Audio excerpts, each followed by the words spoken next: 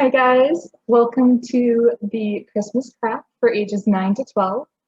So we're going to grab our kits and get ready to make Santa and Rudolph decorations. In addition to your kit, you're also going to need some markers, glue. You can grab either liquid or solid glue. I prefer the liquid, but whatever works for you. And then some scissors. And then optionally, if you want, you could also grab a ruler, but that's just if you want to be super precise with your measurements. So then in your kit, I'm going to pull out the red paper at the moment. So there should be two different kinds of red paper, and this is what we're going to start with. So what you're going to do is you're going to take the shorter of the two red pieces, the one that's in this hand, and you're going to unravel it into its three parts. Then what we're going to do is about the measurement of a pinky, I am going to cut these strips. So for me personally, this is why I grabbed the ruler. My pinky is about 1 centimeter. So if you want to be super precise with every cut, you could put down your ruler, measure a centimeter, and then draw a line up your paper so that you can cut on that line. I'm not going to do that today for my craft because I think I can cut relatively well. But if you feel more comfortable doing that, please feel free to. And we're going to cut 6 of the lines using the pinky measurement. And we're going to go up the same direction as the folds so that you aren't cutting across them. You don't want the folds to interfere with your creation. So measuring my pinky, I have some lines on my paper already from when I was measuring this. You can't see them super well, but they are there. So I'm going to start cutting based on my little ticks. And it's very thin slices of paper. So there's my first one, and we're going to make 6 of these.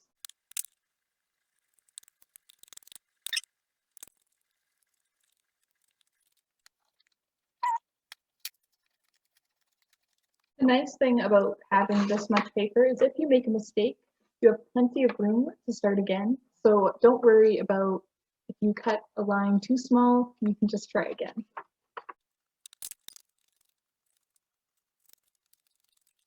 So 1, 2, 3, 4, 5, and 6.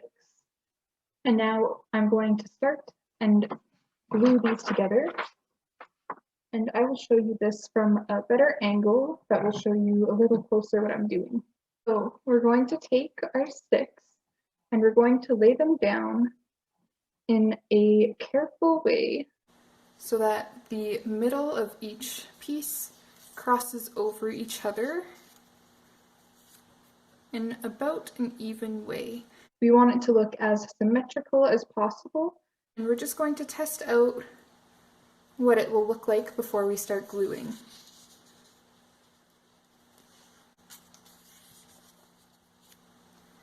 So it should look something like this, where it's symmetrical all the way around. And now that I know about the spacing that is in between each one, I'm going to take it apart again.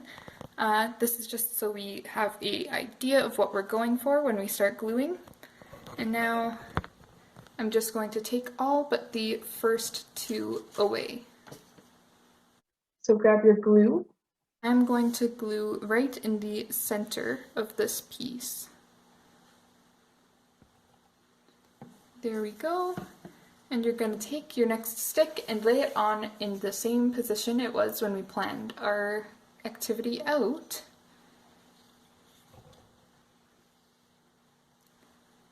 So about there. And then you can make slight adjustments as you want. And now we give it a moment to rest, but our first 2 pieces are together. And then you're going to take your next piece and you're going to glue on top of that intersection point, and you're going to lay it down again in the same kind of way. You shouldn't need too much glue. In fact, I'm using almost more than I should be because it is leaking, but that's also not a problem if yours is as well. I recommend lifting it every now and then to make sure that you aren't gluing it to the table accidentally as well. If you are, just wipe the glue away before it dries, and then we'll keep on going until all of our pieces are glued together.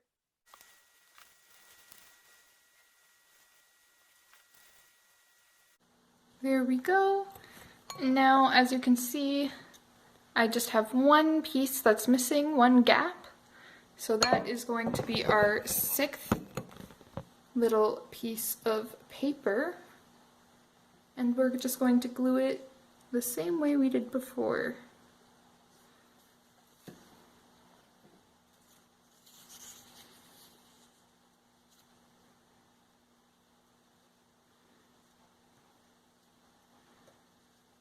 So here is the final glued together product. You should be able to lift it up. Mine almost got glued to the table there. Here it is all together. And now we're going to move on to the next step, which is a little bit more tricky, but not too much, so you don't have to worry. So now we are going to take 2 strings that are from the actual same piece of paper. So they should be directly across from each other, no matter which one you grab. That should be a straight line from each of your fingers, like this. And you're going to grab 2 of those and pull them in a loop so that the ends connect. Then you're going to take your glue. On one of the strings, you're going to put a little dab of glue so that when you fold it over, that piece of glue will connect them to each other. And then you're just going to hold it for a second or 2, unless you're using the solid glue stick, they should stick together. And you're going to let them dry just for a moment so that you can let it go and they stick together. So there is my first loop. Here it is. Oh, it's a little hard to see. And now we're going to repeat that along every piece of paper, going above and connecting them. So as you can see, it'll turn into a ball. Put a little bit of glue.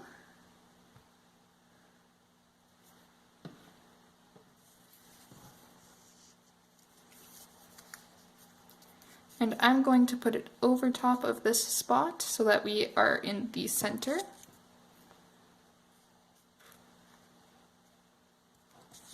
And we're going to lift it up and connect our 2 pieces of paper. I'm going to take my glue and I'm going to put some glue on the first layer so that we can glue the second string on top of it and make sure they stick together. Here are my 2 strings. And I'm going to glue onto this one, which is the one that's below. And right where the intersection happens between the 2 pieces of paper. And then I'm going to glue these pieces of paper together. And we're going to continue around the circle like this. So there are 3 pieces. And now I'm going to glue again on the one below.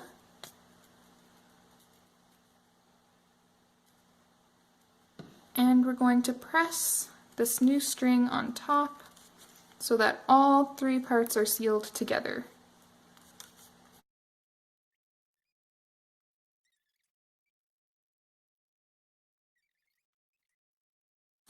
So our ball should be coming into shape now. I just have 2 strings left.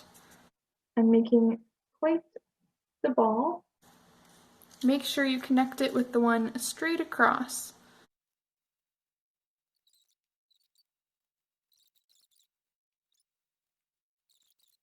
So here is my ball, as you can see, and we're going to set it aside for now and do it once again, but with the taller piece of paper. So once again, you're going to cut the same direction as the fold so that you don't have the crease, and you're going to keep with the pinky 1 centimeter distance. But we're going to go up the entire length of the page.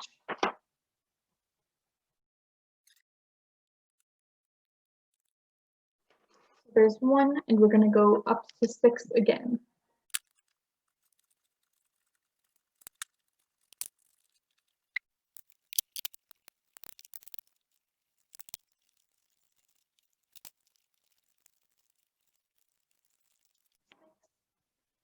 Now that we have all of our pieces cut out, we're just going to do the same thing as we did to make this ball, but it's going to be a slightly bigger ball because the strings are longer.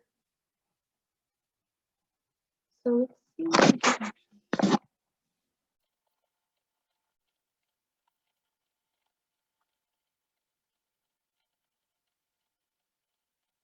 So a little bit like this, and now that we have the general idea in mind, we'll take away the rest of the pieces again and lay down our first connection.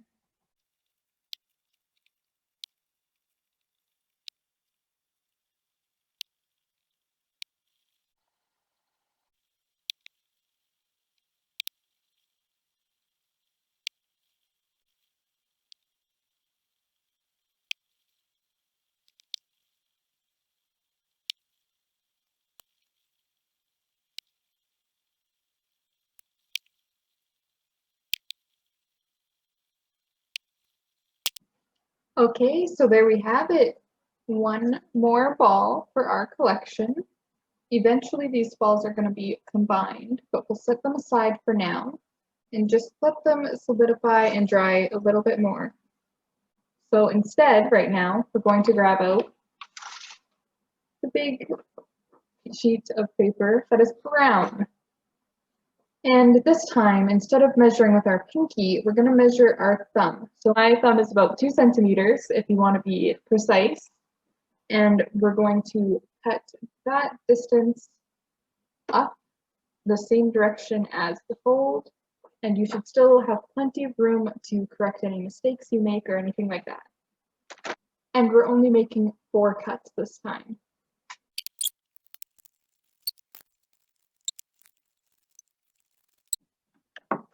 And you're going to lay it out again, and I'll show you approximately how the pieces should be laid. So this time you can do a 90-degree angle between pieces, which means it's like the corner of a square, if you don't know that term yet. And then when you're from there, you're going to lay down 2 more pieces, and they're also going to have the square diagonal from each other. And then you're going to glue it just like we did the other balls. And you're going to end up with something like this. So I made this one a little bit earlier because while you guys are working on cutting, I'm going to read you a little story. So the story I've selected today comes from Chicken Soup for the Soul, Merry Christmas, 101 Joyous Holiday Stories. And it's a story that really resembles my own Christmas traditions. So I wanted to share it with you guys because I thought it was really sweet. So there aren't very many pictures in this book, but maybe I can sprinkle in an effector there while you guys listen. And this is called Cookies for Christmas. Cookies are made of butter and love, a Norwegian proverb. There are so many sights, sounds, and smells I associate with Christmas. The evergreen trees with their twinkling lights and colorful ornaments, the sound of Christmas music on the radio, TV, and everyone's lips, the smell of Christmas goodies baking in the oven. One of the memories I treasure is the smell of my mom's Christmas cookies as they grew golden brown in the oven. That smell said Christmas to me. My mom made cookies year-round. My brothers and sisters and I loved to help her mix the dough and make the round, flat cookies that popped into the oven and then into our mouths. Making cookies was a family affair, and we all had our chance at helping our mom and sharing in the rewards. but making her golden Christmas cookies, which melted in your mouth and had just the slightest taste of vanilla, was part of what brought our family Christmas joy. We would pour and mix and roll and bake the cookies, talking and laughing and singing Christmas songs throughout the morning of Christmas Eve. We looked over each cookie, picking the best to leave for Santa. Remembering that feeling of joy, of sharing special moments of the Christmas season with my mom and my siblings, I decided after I got married and I had kids, I would do the same for my family, and I would carry on the Christmas tradition and give my own children the chance to experience that joy. My mom kept most recipes she used over the years in her head, and so I sat down and wrote the list of ingredients I'd need as she told them to me. Her instructions included tidbits such as make sure you use real genuine vanilla, and choose tasty pecans if you're going to have nuts in your cookies. Keep them soft, but make sure the edges are crisp, and give everyone something to do. At the supermarket, I felt my excitement and anticipation of my very first Christmas cookie bake with my family grow as I dropped each ingredient into my shopping basket. By the time I got to the checkout register, I was nearly dancing with joy. I told the checkers and the customers behind me that this was going to be one of the best Christmases ever. Back home, I gathered up my wife and kids and led them to the kitchen. We are about to create a Christmas tradition for our family, I told them. I handed each one either an ingredient of some sort, a bowl, or some utensil that we'd use to create the golden perfection to come. Get ready for a Christmas treat to beat all treats. At first, the kids were confused about what we were doing in the kitchen. But after a while, we got into the swing of things, and after putting some Christmas music on the CD player, we finally felt the spirit. We laughed and sang and cracked the eggs and whipped butter. By the time we popped the first batch of cookies into the oven, our kitchen was a disaster, but we didn't care. All our thoughts were centered on the taste of those wonderful Christmas cookies to come. 20 minutes later, my wife slid the cookie tray out of the oven, and we laid eyes on a dozen puffy, perfectly baked cookies. The smell that rose from those morsels took me back to my childhood, and I stood next to my kids, my mouth watering, barely able to contain my excitement. My wife took a spatula and laid a warm, soft cookie in each of our hands. Looking at each other, I nodded, and we bit into a little piece of heaven. Well, not exactly heaven. The cookie was chewy, maybe more than chewy, elastic-like might be a better description. That tiniest taste of vanilla was more of a bitter aftertaste at the back of my mouth, and the cookie itself went from chewy to hard as a rock in a matter of seconds. I watched as my wife tapped her cookie against the counter.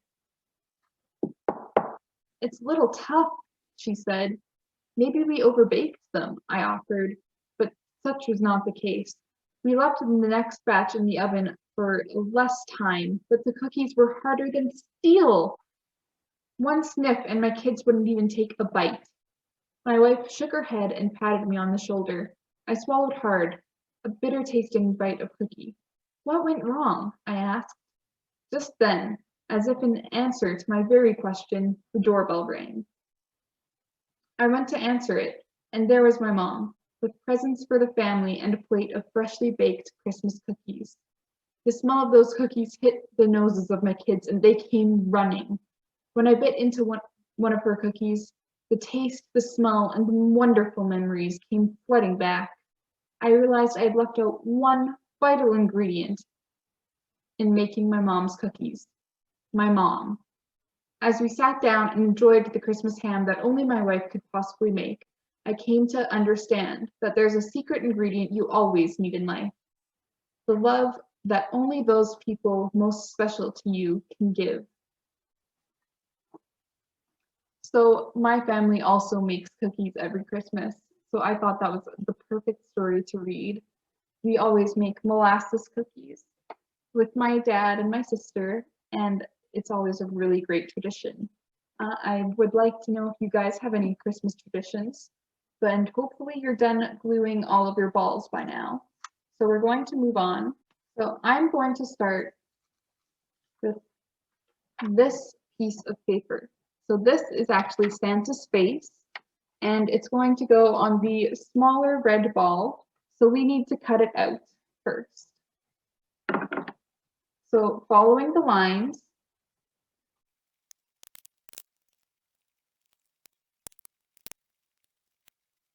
so here is Santa all cut out.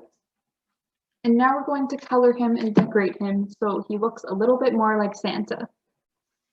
So grab your markers. And you don't have to do exactly what I do. Feel free to be creative and make Santa however you want, but I'm just going to show you approximately what I would do. I wasn't recording this part on my phone, but I'll just give you a brief overview. You're going to color this outside part red, or you could take a creative liberty. And then you're going to color inside of this area the skin tone you want for Santa. I did this color, but you could do a darker color if you want. You might wait if you want to do a darker color and do the details first, so then you can go around them and you don't cover them up. And then I also used a slightly lighter color to color in his nose. Now I'm taking a dark brown, and we're going to give Santa 2 slits as eyes. Not like snake eyes though, they should be nice. So like this.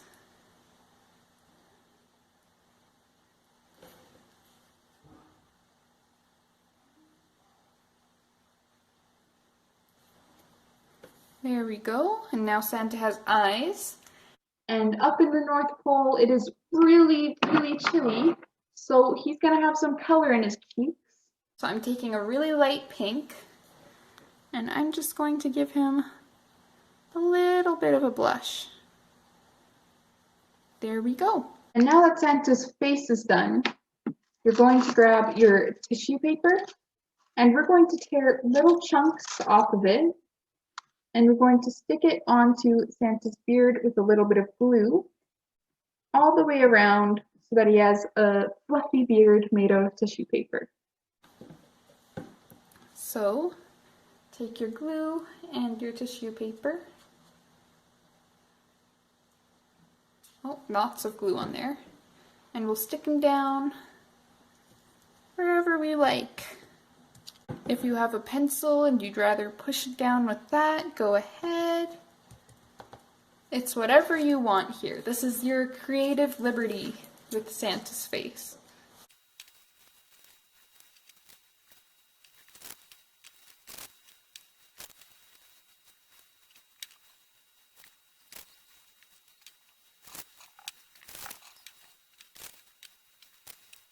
Is with tissue paper all around. I still have plenty left, and you could use more texture or less. Mine is still pretty flat, but I'm happy with just having a little bit of texture around the beard. So I'm going to move on. If you want to make yours fluffy though, you can go ahead and use a pencil to tap it down in just one spot, and then you'll have lots of fluffy little ringettes. Here he is from the other angle. There we go. So now we're going to grab the other sheet of paper with something printed on it, and we're going to cut out 2 hands for Santa. So there's the one glove. And once your hands are both out, you're going to grab one piece of shred paper again, it doesn't matter which one. And you're going to cut out an arm, whatever length you want, that will go into the glove. And I'm going to put a little bit of a curve on mine, but it's really up to you guys what you do with yours. So right now my arm is a little tiny bit thick for my glove, so I'm just going to chop off a tiny centimeter or 2, or not even millimeter or 2. Centimeter is way too big. And we'll measure again. And it fits. There we go. So we're going to do that again. I think I'm just going to cut out the same shape. And then we're going to move on to the next step. If you fold your paper, you don't have to cut the same shape twice. There we go. I have 2 arms now. And if you want, we can color in our gloves before we move on. I'm thinking a light blue. What do you think Santa's gloves would be? Here's my light blue. And I'm just gonna color them in. Here we go, 2 gloves.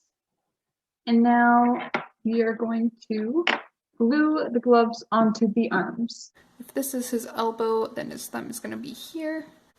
And we're just going to glue and strip. Oh, that's maybe a bit too much glue. I'll just dab some off. Put it on my hand. And then we're going to lay down his glove. And we're going to do the same thing with the other arm. Elbow and thumb together. And a little bit of glue. There we go.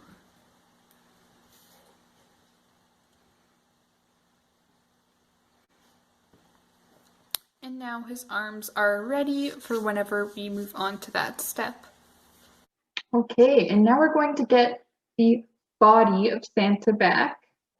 So I'm going to leave the bottom part down, and the part that we glued together is going to go up, but it doesn't really matter for this step.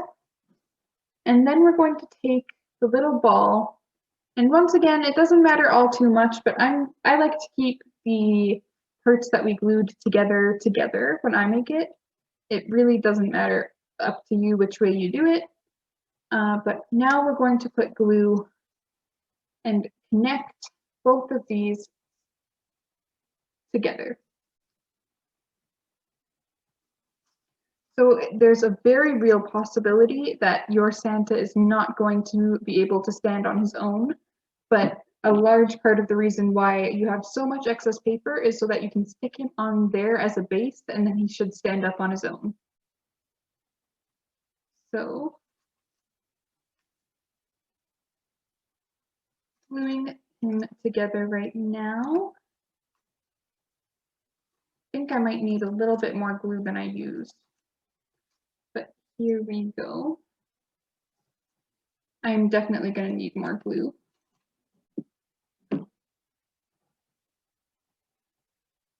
There we go. I have a nice healthy blob. And then we're really going to hold them together until they're dry this time. We don't want the balls falling away from each other.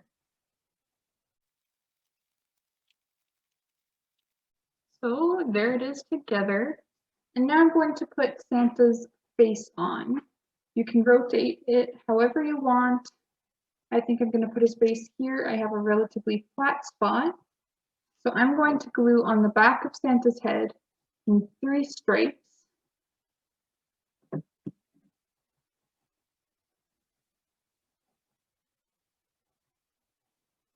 Just to get him stuck on. Like so. I don't know if you saw that. But there are 3 stripes of glue on him. And I'm going to stick him into my paper.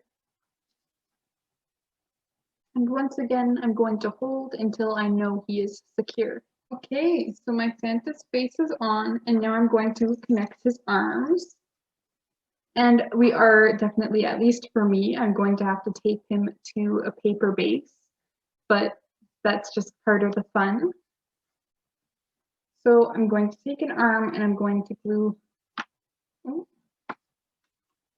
it to his side, and we're going to take the other one and glue it to the other side. I'm going to glue it up right by his neck so that we can move on. I'm not going to show you this part as much because my phone is really low on battery. So I'll show you up here. There it is. And he's glued on. It's got his arm. And over here, flip him around, glue right up top. And his other arm will face the same direction. And squeeze. And now we're going to let him dry for just a minute so that his arms stay on. Okay, I've given it some time and the arms have hopefully dried on a little bit. So now I'm going to do the final step on Santa before we end up gluing him to a base later on. And that is to take the white pom-pom in your kit and we're just going to put it on the very top of his head so that he has a little hat. So I'm going to put a big glob of glue here because the pom-poms don't really want to stick unless you have quite a bit of glue, as you can see. So then we're just going to put it right on top and squeeze it down for a little while. And now that Santa is all together, we can set him aside for a minute and we'll go back to our Rudolph ball. So you should also have a strip of black or dark brown paper in your kit. I'm going to fold mine over because we're going to cut out some antlers and I'd like to make both of mine at once.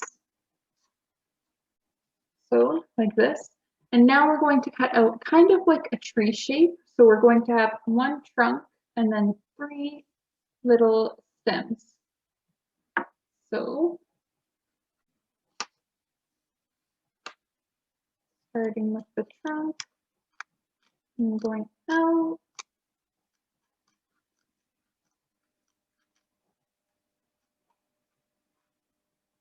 And back in. Now up.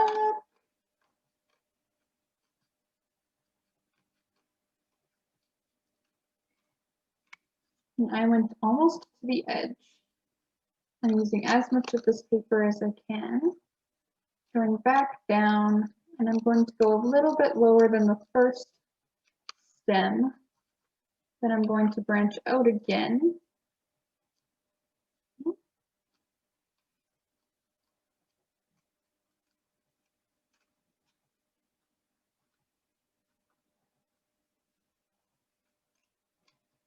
And go back in. And there we have it. I have 2 little antlers. And then you're going to take a thin stripe at the bottom and you're going to fold it up. So now there is a little base right there. I don't know if you can see it. There we go. There's a little 90-degree angle, a little box can fit in there. And I'll do it on this one as well. Fold a little bit back. And this is how we're going to glue it onto our ball. So this time I'm going to keep the ends that we glued together at the bottom so that we have a nice, pretty part at the top. And then we're going to glue along the little edge we just created.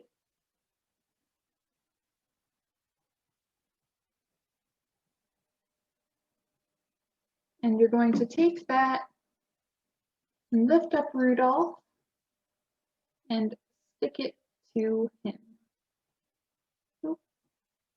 And you might have to hold it for a minute again, just to make sure it stays on. And once your one antler is on, you're just going to glue on the other one, doing the exact same thing. And there he is. And then the last few things that you should have in your bag are some googly eyes and either a button or a red pom-pom. Okay, so now we're going to glue the googly eyes on, and we're going to put about half of the eye on to the Rudolph, so that it's about like this. We don't want the entire eye on. So just glue 1/2.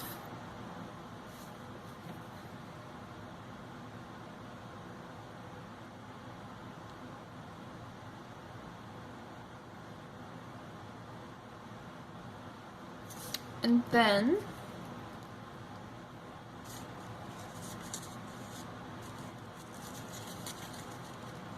place it onto your Rudolph. So there my first eye is. And I'm going to leave him there to dry for a little bit just because I don't want to mess him up. And then you just repeat, stick the other eye on, but make sure to keep it on the same piece of paper. And now for the final step before we glue our characters to a base, it's time to attach his nose, whether you have a button or a pom-pom. And we're just going to stick it beneath his eyes, right around there. Here's Rudolph. I'm going to apply glue generously. This time I'm going to put it on the pom-pom directly. If you have a button, I almost recommend using a dry glue stick. I found in a test that that one worked better for the buttons. But now, here we go. And I'm using quite a bit of glue because I really want his nose to stick on. I can wipe away the excess once I'm sure it's sticking on a little bit more. There's actually quite a bit of excess, so maybe I'll start wiping some off now. And you can use excess paper, like this is what we used to cut out the antlers, just to scrape some of that away. Like that. Okay, so now we have Santa and Rudolph, and I'm just going to glue them to the brown paper that I have some excess of. If you want, you can put it on some white paper you have in your house and it will look like snow. I'm just going to do it with the resources we have provided. But for Santa especially, he's going to need quite a bit of glue. I'm going to go up quite a few of these. When you put them down, if he leans to a particular direction, you're going to want to put extra glue on the side he doesn't lean to. I feel like mine is kind of leaning in every direction though, so I'll just do a general around the bottom coating. And then Rudolph is pretty stable on his own, but I'm going to glue him down as well, just in case.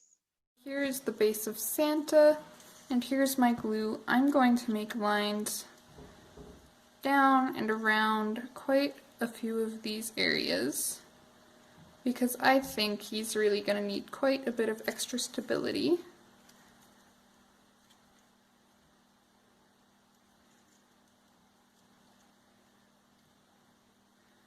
And then I'm going to stick him down and I'm going to press down on the ends. And once he's dried a little bit, we're going to test and see how he falls after. But there he is for now, and I'll update you when he dries. And with this, we are complete. So our little Santa and reindeer are glued onto their base. They're sitting all on their own. And I hope you guys were able to make yours and that they're standing up like this. Just remember to glue them to the base in the opposite direction of the way they want to fall. And I hope you enjoy your little decorations. I'd love to see photos of them on Facebook if you get the chance. And I hope you enjoy your Merry Christmas. Bye.